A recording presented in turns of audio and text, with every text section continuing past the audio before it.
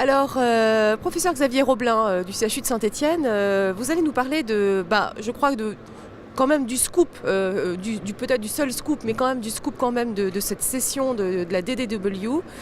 En gros, il s'agit de l'étude CALM, de ce protocole en fait de soins, de cette stratégie de traitement, de ce qu'on appelle treat to target, traiter pour cibler la rémission muqueuse. Alors dites-nous un petit peu de quoi il s'agit et en quoi finalement c'est assez novateur.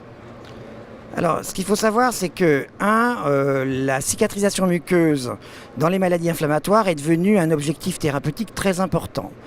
Deuxièmement, on avait dans des données rétrospectives clairement montré que le fameux treat to target, c'est-à-dire augmenter notre traitement sur la cicatrisation muqueuse, en gros un patient ne l'a pas, on augmente le traitement, nous permet finalement d'obtenir plus de cicatrisation muqueuse que d'attendre bien entendu l'échec clinique.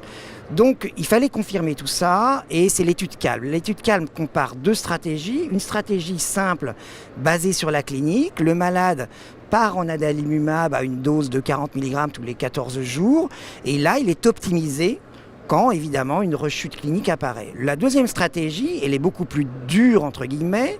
Le malade peut aller bien mais on contrôle sa CRP en gros tous les 2 mois à 3 mois, on contrôle sa calprotectine fécale et on est très stringent, c'est-à-dire que quand un des deux biomarqueurs s'élève, un seul même, eh bien on va optimiser le traitement. C'est-à-dire dans un premier temps, on va augmenter l'Humira toutes les semaines et puis si ça ne suffit pas, on va y ajouter un immunosuppresseur. L'analyse finale, c'était le taux de cicatrisation muqueuse profonde chez ces malades ou de rémission profonde à 1 an.